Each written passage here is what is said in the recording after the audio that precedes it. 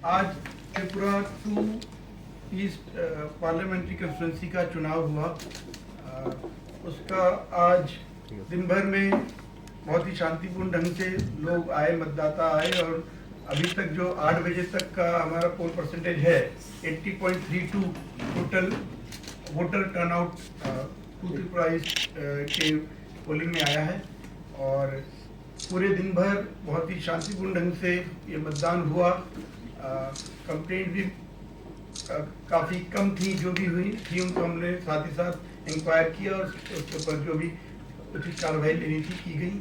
तो इसके लिए मैं सबसे पहले सभी मतदाताओं को धन्यवाद दूंगा कि वो बिना किसी भय के अपने घर से निकल के अपने मतदान केंद्र तक गए और उन्होंने ये अपना मतदान दिया। त्रिपुरा 1 वेस्ट का जब चुनाव हुआ था 19 अप्रैल को, तब भी शांतिपूर्ण ढंग से चुनाव हुए थे। आज भी उसी प्रक्रिया को जारी रखते हुए 2 ईस्ट के जो मतदाता थे वो अपने पोलिंग स्टेशन में आए। टोटल इसमें 1664 पोलिंग स्टेशन थे 6 डिस्ट्रिक्ट में। उन सभी में अच्छी संख्या में लोग आए और उनका चुनाव हुआ। तो मैं उनको दोबारा धन्यवाद देता हूं कि उन्होंने इस चुनाव प्रक्रिया को सफल बनाया। साथ ही साथ मैं जो पॉलिटिकल पार्टीज हैं, कैंडिडेट्स हैं, उनको भी उन्होंने जो इस चुनाव क्रियान्वयन में हमारा को सहयोग दिया, उनको धन्यवाद देता हूं। आप सभी मीडिया लोगों का, आप लोगों ने भी समय समय पर जो इलेक्शन प्रोसेस है उसके बारे में मतदाताओं को अवगत कराने में, पॉलिटिकल पार्टीज को, कैंडिडेट को बताने में, और जो कैंडिडेट्स की तरफ से या मतदाताओं की तरफ से जो उनके सुझाव, उनके कोई प्रश्न, उनके जो कुछ कंप्लेंट्स है उनको भी हम तक पहुंचाने में सहायता की। तो उसके लिए भी मैं आप सबको धन्यवाद देता हूं। और ये पूरी प्रक्रिया जो 16 मार्च को आरंभ हुई थी इलेक्शन कमीशन के चुनाव के अनाउंसमेंट के साथ, उसमें जो पोलिंग प्रोसेस है हमारी, पोल जो 2 फेज में होना था, फेज 1 फेज 2, उसको हम लोगों ने काफ़ी सुचारू रूप से कंप्लीट किया है। अब आज अभी जितनी भी पोलिंग पार्टीज हैं, अभी कुछ करीब 20 के आसपास पोलिंग स्टेशन में अभी चल रहा है, जो उनके टोकन वगैरह बटे हैं, लेकिन वो भी जल्दी कंप्लीट हो जाएगा और सभी टीमें वापस आ जाएंगी। करीब 650 तक तो टीम वापस आ चुकी हैं, बाकी भी रास्ते में हैं। और इस तरीके से रात में सारे स्ट्रॉन्ग रूम्स में ईवीएम्स आके उनको सील कर दिया जाएगा और कल स्क्रूटनी होगी, जिसके बाद ये सारे ईवीएम्स जो पोलिंग परसेंटेज है वो कल जब सारे पेपर्स आ जाएंगे वो फाइनल हमें कल मिल जाएगा।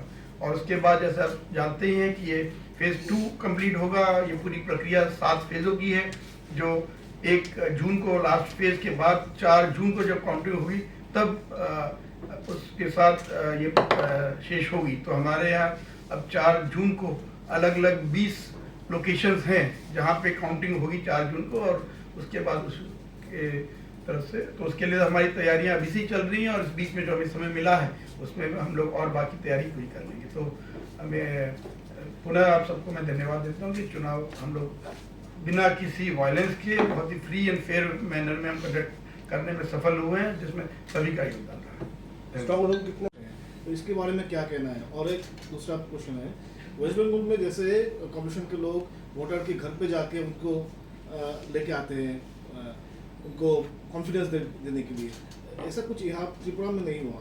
देखना है क्या यहाँ पे कुछ लेगिंग्स रह गया क्या?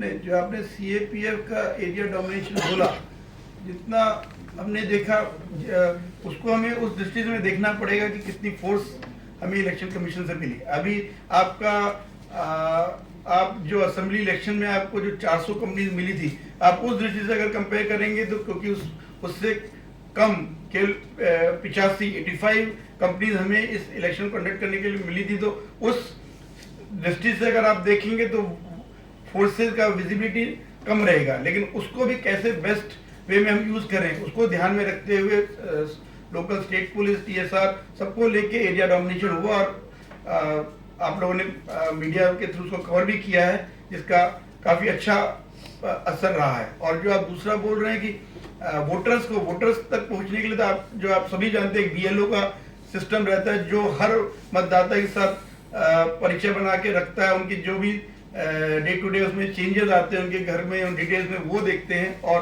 वोटर इंफॉर्मेशन स्लिप के द्वारा वो उनको सारे तथ्य देता है। और जब इलेक्शन हो रहा होता है तब ARO, सेक्टर ऑफिसर, वो सब उनके साथ कांटेक्ट करते हैं। अगर आप किसी पर्टिकुलर मतदाता को सहायता करने की बात बोल रहे हैं कि इलेक्शन के टाइम पे, तो आपको पता ही होम वोटिंग की फैसिलिटी जो है उसमें यही है कि जो 85 ईयर्स प्लस और आपके पर्सन विद डिसेबिलिटीज, दिव्यांगजन, उनके लिए ये सुविधा है कि वो घर में से भी वोट दे सकते हैं। तो वो हमारे यहाँ 11-12 तारीख को फेज 1 के लिए और 17-18 तारीख को फेज 2 के लिए सफलतापूर्वक किया गया। इसके अलावा भी अगर किसी दिव्यांगजन को पोलिंग स्टेशन तक आने के लिए कोई सहायता चाहिए होती तो वो सक्षम ऐप में BLO के थ्रू उसको बोल सकते हैं और उस हिसाब से उनको फिर सहायता दी जाती है। सर बिलोनिया और बहुत सारे सर जगहों में वोट बॉयकॉट किया गया। और आपने अभी भी सर जो बताए फ्री एंड फेयर इलेक्शन की बात अभी आपने बताया, आज भी बहुत सारी जगहों में, तिलियामुड़ा में, शाबलूम में, ऐसे सारे बहुत सारी जगहों में एजेंट को बाहर निकाल दिया गया, भयभीत दिखाया गया। जो मतलब जो मतदान करने जा रहे हैं उसके घर में तोड़फोड़ हुआ रात को। तो इसके विषय में आप क्या कहेंगे? आपके पास कोई मतलब मैसेज आया है कि नहीं? आप जो बात बोल रहे हैं उसका कंप्लेंट जो हमारे पास लिखित में तो ऐसा कोई कंप्लेंट नहीं आया जो आप जितना बोल रहे हैं कि किस जगह हुआ, किस पोलिंग एजेंट के साथ हुआ। अगर वो तथ्य आपके पास हैं, जैसे हमने पहले भी बोला, आप लोग तो खुद मीडिया में हैं, आपके पास कैमराज हैं, अगर ऐसा कोई तथ्य होता तो आप हमें देते। लेकिन जो भी कंप्लेंट आई है उसको हमने एग्जामिन किया है और उसका हिसाब से एक्शन लिया है। और जहाँ तक आप बोल रहे हैं बॉयकॉट का, तो 2 पोलिंग स्टेशन में हुआ है जहाँ पे लोगों ने खुद निर्णय लिया कि हम मतदान में भाग नहीं लेंगे। अगर आप 2 थे, एक 41/3 नॉयटन लाल पारा JB स्कूल और दूसरा 44/5 संडाई मोहन पारा JB स्कूल। इसमें जो उनको अपने इलाके में सड़क को लेके या कोई इस टाइप की और समस्याओं को लेके उनके कुछ उनके मतलब अपने कुछ कंसर्न थे, तो उसके लिए वहाँ पे जितने भी डेवलपमेंट एजेंसीज हैं उन्होंने उनसे बात की। अब BDO, SDM, ADM, उन्होंने जाकर उनको समझाने की कोशिश की। ये जो डेवलपमेंट एक्टिविटी ये कंटिन्यूस प्रक्रिया है, तो ये तो किसी भी प्रशासन के देखरेख की जिम्मेदारी है और वो उस वे में की ही जाएगी। और इसलिए उनको चुनाव में भाग लेने के लिए प्रेरित किया गया, लेकिन उन्होंने खुद निर्णय लिया कि हम नहीं भाग लेंगे, तो उसका हम फिर सम्मान करते हैं। वोट देने से पहले वोट हो गए, हाँ, ऐसा भी अभियोग आया है। एक प्रिसाइडिंग ऑफिसर नारायण चतुर्वेदी उसके अगेंस्ट में ये वोट देने से पहले वोट हो गया, ऐसा हुआ है। तो वो हुआ है बागबासा, ऐसा कोई रिपोर्ट है? अभी हमारे पास तो आया नहीं, तो आप दीजिएगा, हम उसको इंक्वायर करेंगे। सर आप एक बुरा ना माने तो बात पूछो, आप टीवी देखते हो, सोशल मीडिया भी सर देखते हो। अगर आप देखोगे त्रिपुरा में तो बहुत सारे सोशल मीडिया में, टीवी में वो चल रहा है। अगर आप जांच पड़ताल करोगे तो सर आपको देखने में मतलब जैसे मैंने कहा तिलियामुड़ा में हुआ, शाबलूम में हुआ, जो मतलब अटैक हुआ या तोड़फोड़ किया गया, वो आपको प्रमाण मिल जाएंगे सर।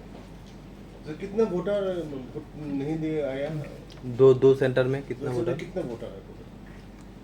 तो इसमें आपका टोटल वोटर 41/3 में 649 और 44/5 में 1059। तो उसमें 41/3 में तो 2 वोट पड़ा था, 44/5 में 12 वोट पड़ा था। सर इलेक्शन कमीशन ने जो आपका मतदान बढ़ाने के लिए बहुत सारा अवेयरनेस किया था, हर जगह में अवेयरनेस किया था। तो अभी हम लोग आज देखा गया जो मतदान से बॉयकॉट किया था, इस विषय में कोई व्यवस्था लेगा क्या इलेक्शन कमीशन?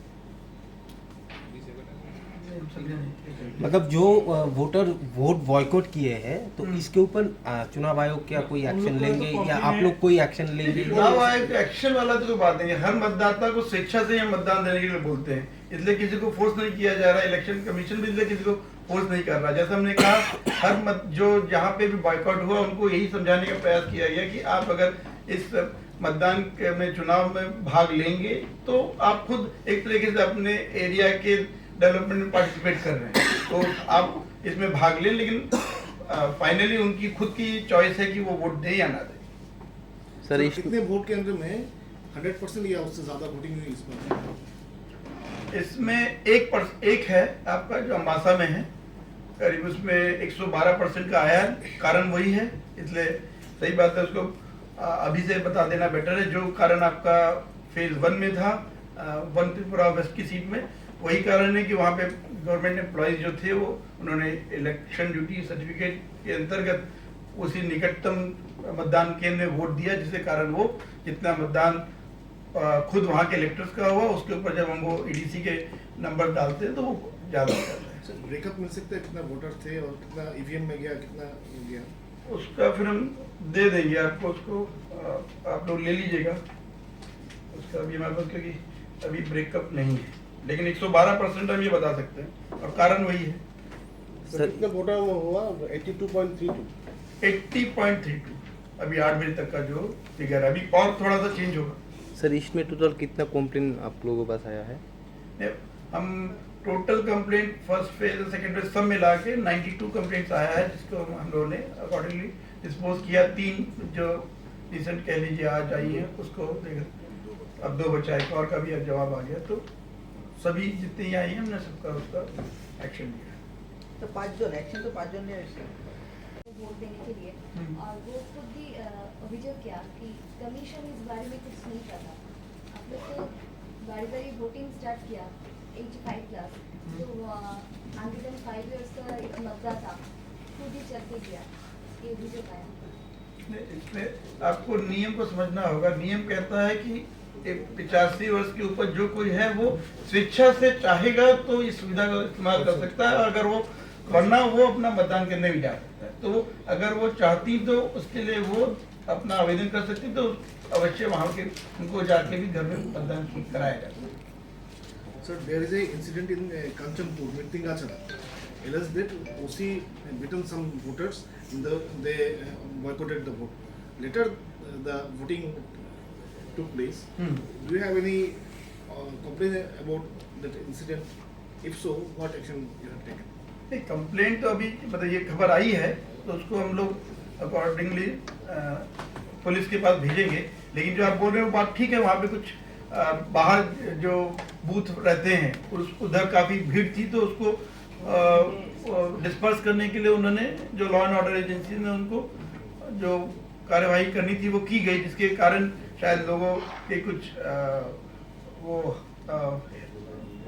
जो उनके वो मतलब उनको समस्या लगी, तो उन्होंने उसको उस समय थोड़ा बॉयकॉट किया, कह सकते हैं कि उन्होंने वोटिंग कुछ समय के लिए बंद रही। लेकिन फिर वहाँ पे सभी सीनियर ऑफिसर्स पुलिस के गए, एसडीपीओ गए, उन लोगों ने उनको समझाया और फिर मतदान दोबारा से।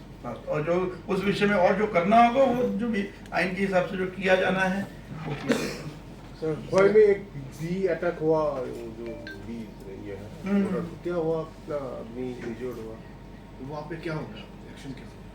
ये तो खैर ये तो नेचुरल वो है, तो उसमें जो भी होगा उसमें तो इलाज किया जाएगा, उसका इलेक्शन से नहीं है। वो तो एक कह सकते हैं कोइंसिडेंस है कि जब आप चुनाव में जा रहे हैं तो वहाँ पे बी अटैक हो गया, तो जिन लोगों को अगर काटा गया जो वो हुआ होगा उनका तो इलाज के लिए सुविधा ली जाएगी। सर अंदर specific information peculiarity ARO of Kumarghat constituency, अभियासन कॉन्स्टिट्यूंसी, वो उन्होंने एक पोलिंग एजेंट को निकाला है, नंदकिशोर दत्त है पोलिंग एजेंट, 50 असेंबली कॉन्स्टिट्यूंसी का 15 नंबर बूथ है। ऐसा कुछ स्पेसिफिक इंफॉर्मेशन आपके पास आया, कंप्लेन आया क्या? अगर आया तो क्या স্টেপ নেবে? অ্যাকচুয়ালি এটা একটা কপ্টের যেটা বলছেন এটা ইনফরমেশন আমাদের কাছে আছে যে ওই এজেন্টকে মানে বলা হয়েছিল যে আপনার এগেন্সটে যেহেতু কিছু ক্রিমিনাল ইয়ে আছে, এটা ওদের লোকাল লেভেলে একটা সিদ্ধান্ত হয়েছিল, লোকাল লেভেলে সব পার্টির সাথে যাতে ক্রিমিনাল ব্যাকগ্রাউন্ড থাকে তাদের কে হবে না, কিন্তু ইসিআর গাইডলাইনে এরকম কিছু নেই। Until unless one is accused সেটা তো ইয়ে নেই। তারপর ওটা আমরা চেক আপ করি, যিনি এআরও ছিলেন, এবং কিছুক্ষণের মধ্যে আবার ঠিক হয়ে যায়, সর্ট আউট হয়েছে। सर कहीं कहीं देखा जाता